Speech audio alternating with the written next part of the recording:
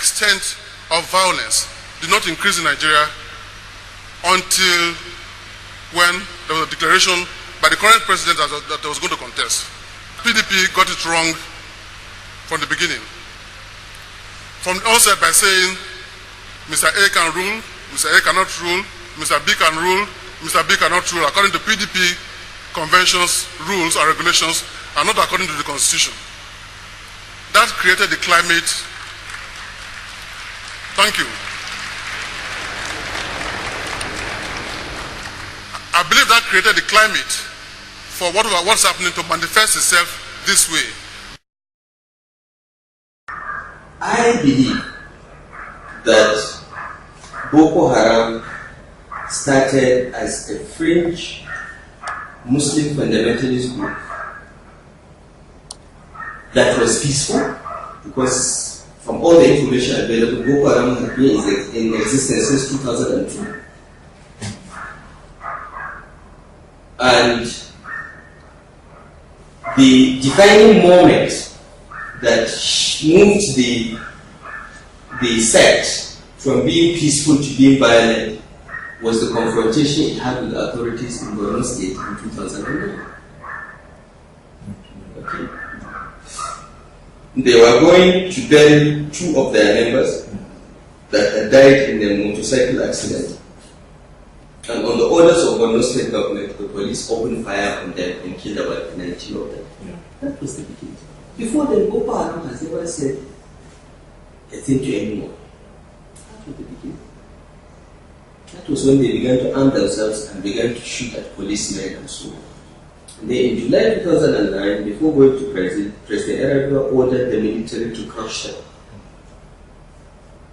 And many of their leaders and members were arrested alive, and they were killed, extrajudicially executed. It's from Al Jazeera, the whole world has seen it. Mohammed Yusuf, his father-in-law, and one other leader were collected from their homes and killed.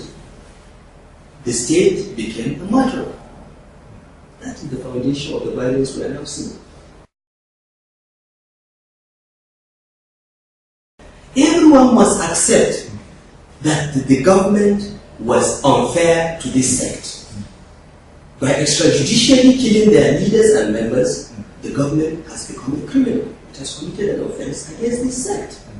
And if you want to correct things, you must first step back, get those that ordered the killing, get those that did the killing, and put them on trial. The government has refused to do that. Every effort to say, sit with these people and find out what their grievances are and negotiate the end of it have been rejected. Anybody that makes the suggestion is tagged Boko Haram sponsor, Boko Haram sympathizer. So we have folded our arms and left the government to sort it out. What also has happened is, in addition to the original Boko Haram, there have been others that use the brand. I believe, and I've said this, and no one has come out to contradict me, that the government has its own Boko Haram. The government has people that do these bombings and killings when it suits them. I believe it. I believe that the level of organization of some of these attacks are beyond any ragtag group of fanatics. These people are trained. These are militarily trained people. And they are mercenaries, and I think they are paid by the government. I believe that. The bombing in Kaduna, the Easter bombing, till today, no one has spoken about it. But those of us in Kaduna, all the information we pieced together, even from friends in the police, indicate that it was the government that did it. They arrest people in government involved in bombing churches, and you never hear about it. In Gombe, an SSS officer was arrested trying to bomb a church in the name of Boko Haram. An SSS officer. Since then, nobody has heard anything about it. It has not been brought on trial. We know all these things. So the government is involved in some of these things. What their agenda is unclear. Maybe they want to break up the country. Maybe they want to have their own little oil enclave. We don't know. But clearly, government is part of this Boko Haram. Why would the government not want to sit and at least discuss with these people? Because if they do, the other three, including the government Boko Haram, must stop operating. That is the only reason. Those that are saying that, oh, you know, crush them, only military action, should tell me, I'm a student of history, should tell me where in the world military action alone has solved an insurgency. Well, is Nigeria different? We are different human beings. Was the IRA destroyed by military action? Was the Taliban wiped out by the Americans? Till today the Americans are trying to talk to the Taliban. Was Al-Qaeda in Iraq defeated by the Americans before they ran back to Washington? It's absurd. You combine military action because whoever kills must be responded to. You combine military action with diplomacy. That is how every insurgency and every war is ended. But in Nigeria, people are telling us that no, we will not talk to them. Okay, don't talk to them, go on. Let's see how it ends. Would first of all respond to the very serious allegation made by a spokesman of Boko Haram that some of them have been paying them protection money over the years. I'd be far more interested in them getting up and saying, as chief security officers of their states, that they will defend the life and property of every Christian, every Igbo man, every Southerner, every Middle Belter, and every Muslim person in their state. I'd be far more impressed if they got down to doing that than talk about issues of intelligence gathering. This is nothing new. Begin to wonder what is really going on. You have a situation where the Speaker of the House of this country, the day after the Kanu killings in which a whole city was sacked, 20 bombs went off simultaneously, over 250 people killed in the space of 1 or 2 hours by the Boko Haram. And the following day, the Speaker of the House, who happens to be a Northerner as well, turns around and says that Boko Haram should be forgiven for these activities and that the president should sit down with them and talk to them. You begin to wonder what is really going on. Why is it the key leaders in the core north have not spoken out enough against these people and taken a stand? Why? The nature of insurgency is generally difficult because you are not fighting a standing army. You are not fighting an army in uniform. So the battlefield is not defined. The enemy is not defined because he hides among the people or he hides in the bushes. And so even when you know where he is, you have to first sort him out so that you don't go and kill innocent people. It is not a conventional war where the army of the Federation is standing on one side and the terrorists are standing on the other side. If it were a conventional war where they come out and stay on the other side, I can tell you that the war will finish in 30 minutes. The military has the capacity to finish these insurgents in 30 minutes. But because of the nature of this war, where the insurgents live among the people, where they live in heavily or dense populations, where they live in small groups, hiding their identities, and when they have the slightest opportunity, they come out with weapons and kill the most vulnerable people. You know, so because of the nature of insurgency, you find that it's not only in Nigeria. If you go to Pakistan has been struggling with terrorism for over 10 years, and they're still on it. If you go to Iraq, it's been over 10 years, they're still on it. If you see Afghanistan, they've been fighting with terrorists for quite a long time. Not because the terrorists are so powerful or that they are invisible, but because they are so cowardly that they hide in the population. The biggest Boko Haram is the federal government itself, because it has all the powers to stop anarchy, political and otherwise in the country.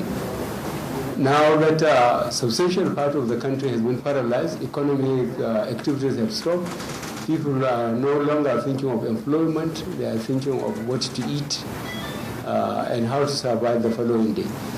So how can I represent people I don't know, that I don't believe in their whatever their cause is? How can I work for a government for Boko Haram, a government that the basic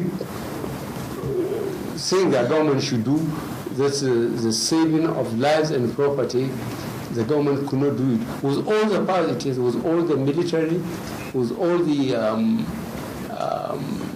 resources available to it. Politicians in Nigeria have been the major sources of funding for Boko Haram, and indeed, as a sponsor, you can participate by nominating targets, which one of them has done to our knowledge.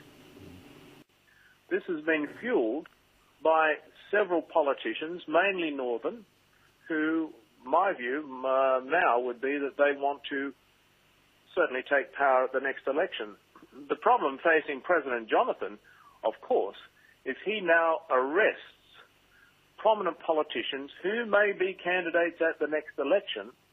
Then, of course, I would suspect that it's the US, the UK, and France, at least, who will cry foul. Say you are, in fact, arresting people to your own advantage in the election. So his threshold for evidence is very, very high.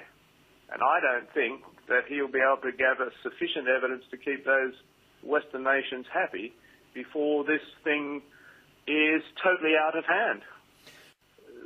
People don't seem to realize that President Jonathan has made huge progress on peace discussions over the last 2 years.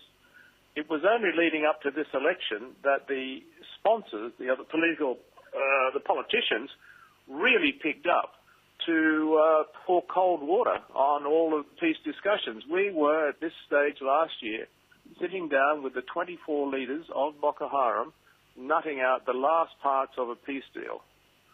And that was sabotaged. So, and then when I was over there the last 4 months, President Jonathan gave me all the logistical support that I required whenever I requested to continue this work. So there seems to be the idea that he doesn't know what's going on or has not been too concerned, but that's, I find, a long way from the truth, in fact. Well, I think there's 3 things at the moment. Just getting the girls and targeting that is useless. Doing a raid on the villages where the girls are, you risk their lives. It's very clear that to be able to take the sponsors out of action will certainly leave Boko Haram adrift for a while. It will regroup. ISIS will move in. AQ will move in. They will give them the sort of leadership they need. But there will be a period of time when they will be adrift. And at that period of time, there are commanders in Boko Haram who are willing to hand over the girls and who want to do a peace deal. They want to demobilize. Now, those guys, they have told me clearly they will not attempt to hand over the girls or further discussions on peace because the sponsors will direct the other guys to kill those willing to enter into the peace deal. So without the sponsors being active, we can start the peace deal. This campaign by the Military Joint Task Force in Borno State to disseminate falsehood against me, that is to say that even though they arrested Shaibu Bama at Alimadi Sharif's house, they choose to tell the world that they arrested him in my house as part of the campaign to rob me in to the JTF dragnet, declare me a Boko Haram member, financier, sympathizer, harborers, or even activists declare my seat back, and that is what they want to do anyway. Well-known leader in this country said that any attempt to attack and fight insurgency is an attack on the North. So, you know, when you have such huge political considerations, there are difficulties. I mean, Buhari said that in the newspaper. General Buhari said that any attack on Boko Haram is an attack on the North. So what you do as a government, so you want to attack Boko Haram, at the same time, a leader, a respected person in society, somebody who carries, I mean, the last vote, the last election, over 12 million people voted for him from the North. A man like that, you cannot ignore him. Now he says that if you continue to attack Boko Haram, you are attacking the North. You must be careful. Having seen the terms of reference, but there's a right thing to be done. This is the first time amnesty is given to, what shall I call them, a violent group. You remember what happened with Adua and the militants? Good. Whatever will bring us peace throughout the society, we should do it. In Boko Haram, yes, my belief is that there should be Islamic law, and we have chosen to take up arms against people who do not want Sharia. Adam Abubakar says he took part in violent acts that led to the killing of some people. Yes, between me and God, I took arms to fight. I attacked a vehicle transporting money from Maiduguri to Damaturu, blocked them, shot them, and took the money. And another time we robbed a bank in Bama. Are you telling the truth, or have you been instructed to give us this information? I'm telling you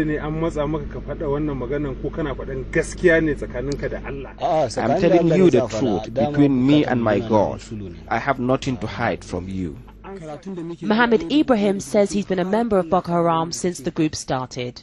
Why do you support the killing of innocent civilians, innocent Nigerians? Killing like this happens by mistake. If, for example, somebody innocent is passing by when we are fighting, if he dies, he is innocent. We don't worry at all. We are forgiven by God. Is that it's an ideology, which is very important. Now, if it's an ideology, yes, the military is very vital. They must play their part, but you will not solve it completely just by bullets. You will have to create an avenue for a superior argument in the area of ideologies. In other words, you must bring up another ideology that is higher and better, that will counteract and contradict the ideology that has created this monster. You're saying that you would use force, full force, to fight Boko Haram and not necessarily peace negotiations, as some of your detractors are saying you might use, because some people say, you know, your party sponsors Boko Haram. Boko Haram is not interested in peace. If they are in peace, how can they kill 13,000 Nigerians? Why should they go and kill children when they are sleeping in their dormitories? Why should they bomb churches and mosques and marketplaces and motor parks? They are not interested in peace.